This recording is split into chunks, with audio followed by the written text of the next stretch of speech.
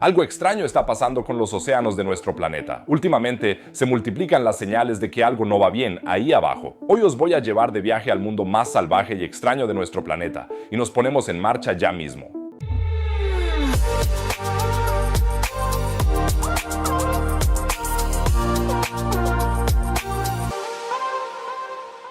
Los océanos de la Tierra cubren más del 70% de la superficie del planeta y contienen alrededor del 97% de toda su agua. En sus profundidades, como en la fosa de las Marianas, hay una presión que nos aplastaría al instante. Y sin embargo, allí hay vida que apenas comprendemos. Aquí en el canal os voy informando regularmente sobre los descubrimientos en nuestro planeta. Si queréis seguir recibiendo notificaciones en el futuro, pulsad ahora mismo el botón de suscribirse. Muchas gracias, chicos. Los océanos de nuestro planeta son un sistema muy complejo lleno de sorpresas. En el Golfo de Panamá, por ejemplo, suele pasar algo súper emocionante cada invierno. Las aguas profundas, frías y ricas en nutrientes suben a la superficie y convierten esta región tropical en uno de los hábitats más productivos de los océanos. A este fenómeno se le llama afloramiento. En 2025, por primera vez en al menos 40 años, simplemente no ha ocurrido. Este suceso tiene el potencial de paralizar ecosistemas enteros. Pero primero entendamos qué suele pasar allí. El Golfo de Panamá vive cada año, de enero a abril, un auténtico espectáculo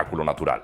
Los vientos alisios azotan el mar y empujan el agua cálida de la superficie lejos de la costa, lo que hace que el agua fría y rica en nutrientes de las profundidades sea, por así decirlo, succionada. Nitratos, fosfatos, silicatos, todo lo que el fitoplancton necesita para vivir, y cuando el fitoplancton explota, toda la cadena alimentaria explota con él. Al final, toda la región se beneficia de este fertilizante natural procedente de las profundidades. La pesca en Panamá depende en gran medida de esta mina de oro estacional. Durante la temporada de afloramiento, los pescadores capturan en algunos casos 10 veces más de lo que sacan a tierra en otros meses. Y luego hay otro efecto aún más importante: el agua fría que asciende actúa como un aire acondicionado natural para los arrecifes de coral de la región. Mientras que otros arrecifes de coral tropicales sufren por el aumento de la temperatura del mar y se blanquean, los corales del Golfo de Panamá se mantienen relativamente tranquilos gracias a este enfriamiento natural.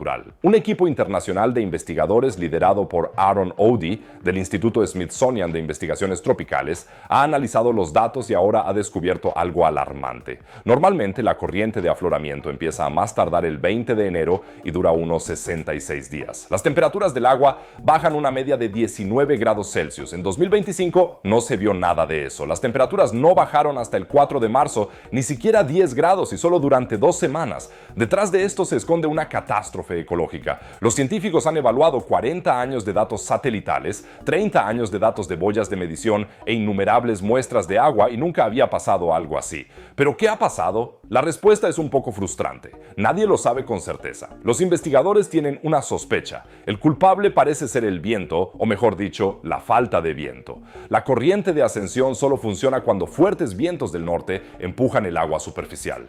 En 2025 los vientos, cuando soplaban, eran tan fuertes como siempre, pero soplaban con menos frecuencia, un 74% menos para ser exactos. Normalmente la llamada zona de convergencia intertropical se desplaza estacionalmente hacia el sur, trayendo consigo los vientos. En 2025 parece que este desplazamiento se vio alterado. Las consecuencias de este misterioso fallo se notaron rápidamente. Las imágenes de satélite mostraban claramente concentraciones de clorofila inusualmente bajas, un claro indicio de escasa vida vegetal en el agua. La situación es especialmente preocupante para los arrecifes de coral. Sin el efecto refrescante del agua profunda ascendente, están expuestos a periodos de calor mucho más prolongados. Esto puede provocar el blanqueamiento de los corales, un proceso en el que los corales expulsan a sus algas simbióticas y por ello pierden su color y a menudo también la vida. Pero ¿se trata de un hecho aislado o del comienzo de una nueva tendencia? Podría tratarse de una fluctuación climática normal.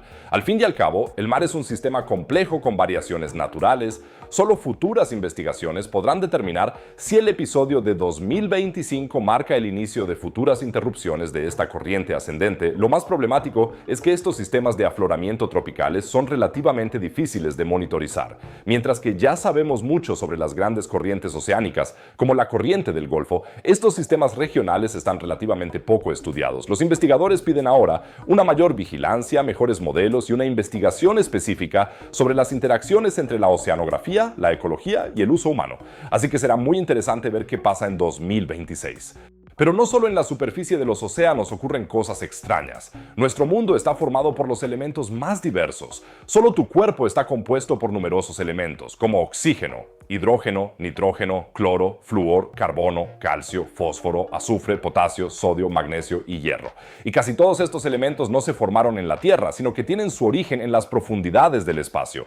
Cuando las estrellas muy grandes explotan en una supernova al final de su vida, estos elementos generados previamente por fusión son lanzados a las inmensidades del espacio y gracias a las enormes fuerzas de una supernova se crean elementos aún más pesados como el oro, la plata, el titanio, el uranio, etc. Así que en principio no es de extrañar que en la Tierra haya elementos que se formaron en supernovas. Si se analizan estos elementos de forma específica, se puede averiguar con bastante precisión cuándo hubo supernovas cerca a lo largo de la historia de la Tierra. Un equipo de investigación dirigido por el físico austriaco Anton Wallner ha descubierto ahora qué influencia tuvieron las explosiones estelares del pasado en nuestro planeta. Han analizado muestras de roca del fondo del Océano Pacífico y han descubierto algo sorprendente. En realidad, los investigadores buscaban en el fondo marino el isótopo radiactivo de larga vida hierro 60. Este se forma en las supernovas y por lo tanto es un indicador fiable del momento exacto en que los efectos de una explosión de supernova llegaron a la Tierra. Y gracias a los hallazgos pudieron demostrar efectivamente que hubo dos explosiones, una hace unos 7 millones de años y otra en el periodo comprendido entre 4 y 1 millón de años. Es muy posible que a lo largo de la historia de la Tierra este tipo de explosiones procedentes del espacio profundo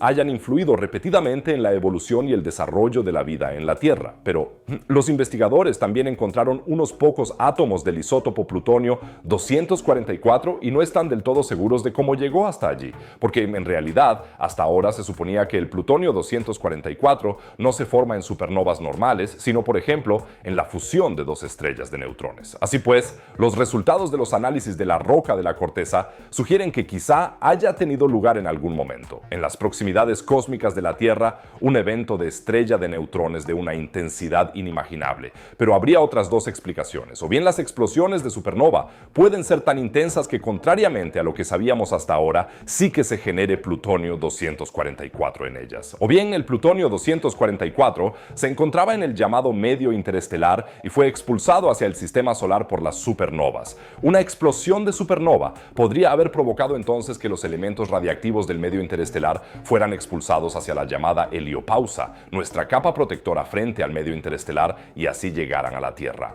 Es increíble todo lo que esconde el fondo marino y lo mismo ocurre con las capas que se encuentran muy por debajo del fondo marino. Seguro que habéis oído hablar de las capas de la Tierra, la corteza, el manto y el núcleo, pero ¿os habéis preguntado alguna vez cómo sabemos que existen esas capas? Eso es precisamente lo que un equipo internacional de investigadores quiere explicar ahora con exactitud. Han realizado la perforación más profunda de la historia en el manto terrestre y han sacado un núcleo de roca a la superficie.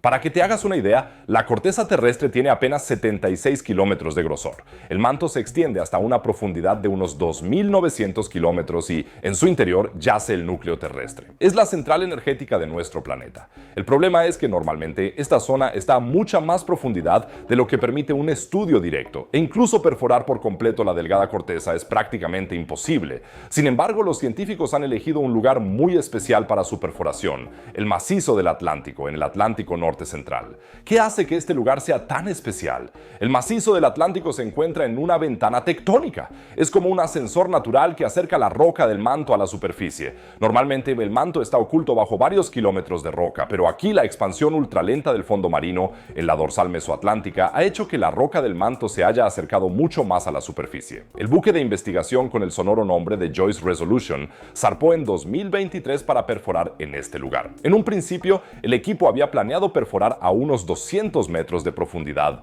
La roca del manto suele ser bastante frágil y tiende a desmoronarse durante la perforación, bloqueando la broca. Pero por alguna razón, la roca se comportó de forma diferente en este lugar. El equipo pudo extraer del pozo secciones intactas de hasta 5 metros de longitud. Al final, alcanzaron una profundidad de 1,2 kilómetros. En total, recuperaron más del 70% del núcleo de perforación como roca compacta. Y ahora, por supuesto, surge la gran pregunta: ¿qué encontró el equipo en esos núcleos de roca? En primer lugar, descubrieron que la composición química del manto era diferente a lo esperado. Hay mucho menos mineral piroxeno en las rocas y estas tienen concentraciones muy altas de magnesio, lo que se debe a cantidades de fusión mucho mayores. Este descubrimiento podría cambiar nuestra forma de entender cómo cómo se funde el manto y da lugar al vulcanismo. Pero el descubrimiento realmente fascinante podría tener que ver con el origen de la vida en nuestro planeta. Cerca del lugar de perforación hay una zona conocida como Lost City, un campo de fuentes hidrotermales salpicado de estructuras en forma de torre que liberan metano e hidrógeno al océano. Numerosos microorganismos se alimentan de estas moléculas y constituyen la base de comunidades enteras de pequeños animales invertebrados como caracoles y gusanos tubícolas. Según algunas teorías, podría ser precisamente en lugares como este donde surgió la vida en la Tierra. Cuando el agua del mar se filtra hacia el manto, las temperaturas más altas la calientan y se forman compuestos químicos como el metano, que luego burbujean hacia arriba a través de las fuentes hidrotermales y proporcionan combustible para la vida microbiana. Si entendemos cómo funciona la vida en estos entornos extremos de la Tierra, eso podría ayudarnos también a comprender cómo podría existir la vida en otros planetas o lunas. Así que aquí investigamos al mismo tiempo nuestro propio origen y el posible origen de formas de vida alienígenas en otros planetas. Que nadie diga ya que la ciencia no es emocionante. Con cada perforación como esta, con cada núcleo de roca que se recupera, nos acercamos más a responder preguntas fundamentales. Y en la frontera entre el núcleo y el manto terrestre hay aún más cosas por descubrir. La siguiente historia empieza en la Antártida. Un equipo de investigadores de la Universidad de Alabama ha registrado cerca del Polo Sur y mediante un novedoso método de análisis, ondas sísmicas que partieron de terremotos al otro lado del planeta, atravesaron el interior de la Tierra y finalmente fueron captadas por las estaciones de medición de la Antártida. Los investigadores se quedaron de boca abierta cuando evaluaron los resultados. Justo en esa misteriosa zona intermedia del interior de la Tierra, los investigadores descubrieron de repente anomalías muy extrañas. La hipótesis de los investigadores probablemente se trate de fondo oceánico sumergido que poco a poco ha cubierto toda la zona entre el núcleo y el manto. Allí donde las placas tectónicas se encuentran bajo el océano, se forman enormes fosas oceánicas, como por ejemplo la fosa de las Marianas. Cuando estas placas chocan se habla de subducción, y a lo largo de largos periodos de la historia de la Tierra, una placa se desliza por debajo de la otra. En la fosa de las Marianas, por ejemplo, de esta manera también se arrastran cantidades gigantescas de agua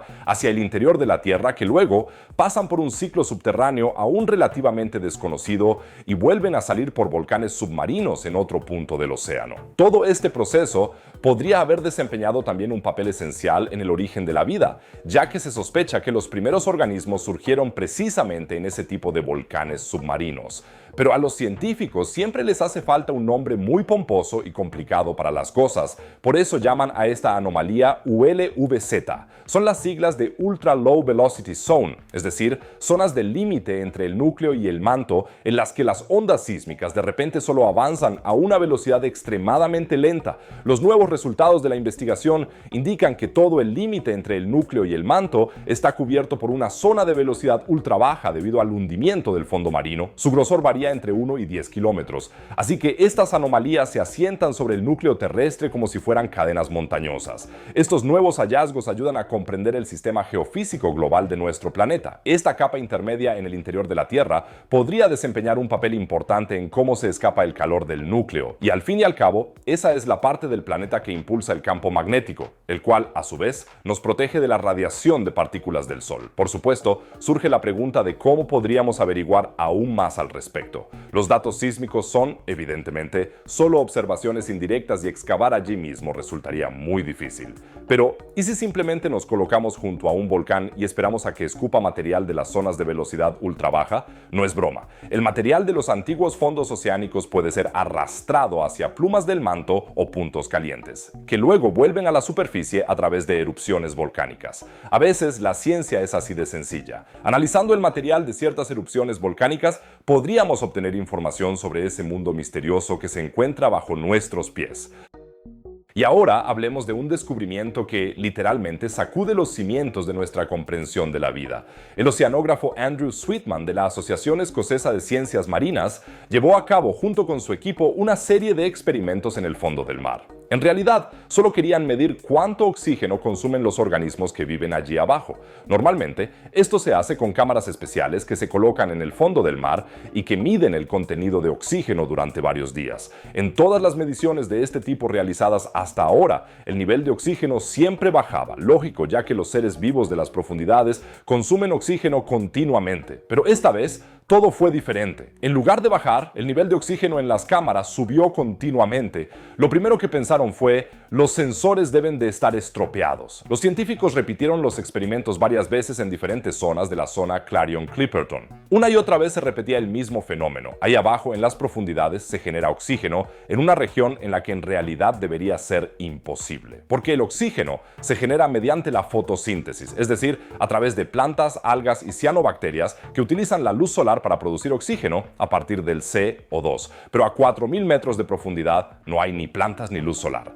Por eso los investigadores llaman a este oxígeno recién descubierto oxígeno oscuro. Es realmente un descubrimiento revolucionario, porque si la producción de oxígeno puede tener lugar incluso sin la acción de la luz solar, entonces la vida en la Tierra podría haber surgido de una forma muy diferente a lo que se pensaba hasta ahora. Y aún más emocionante, si aquí en la Tierra se puede generar oxígeno en la oscuridad, entonces quizá también en otros cuerpos celestes de nuestro sistema solar, como la luna de Júpiter, Europa o la luna de Saturno, Encélado. Pero, ¿cómo se forma el oxígeno oscuro? Solo unos pocos microorganismos serían capaces de hacerlo. Pero cuando los investigadores contaminaron sus muestras con cloruro de mercurio para matar todas las bacterias, siguió generándose oxígeno. Entonces probaron si tal vez la radiación radioactiva de la roca podría dividir las moléculas de agua. Pero tampoco fue así. Sin embargo, entonces se dieron cuenta. Allí abajo había enormes cantidades de nódulos de manganeso. Estos trozos de metal podrían funcionar como baterías naturales, y es que los nódulos crecen capa a capa a lo largo de millones de años, y en el proceso se depositan diferentes metales: manganeso, níquel, cobre, cobalto.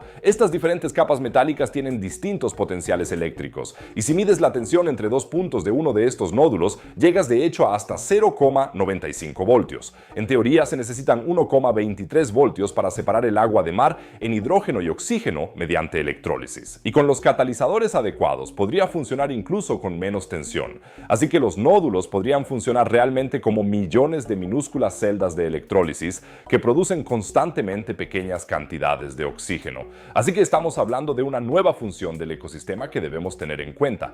El 80% de los océanos aún no se ha explorado. Y ahora nos damos cuenta de que ahí abajo pueden estar ocurriendo procesos fundamentales de los que no teníamos ni idea.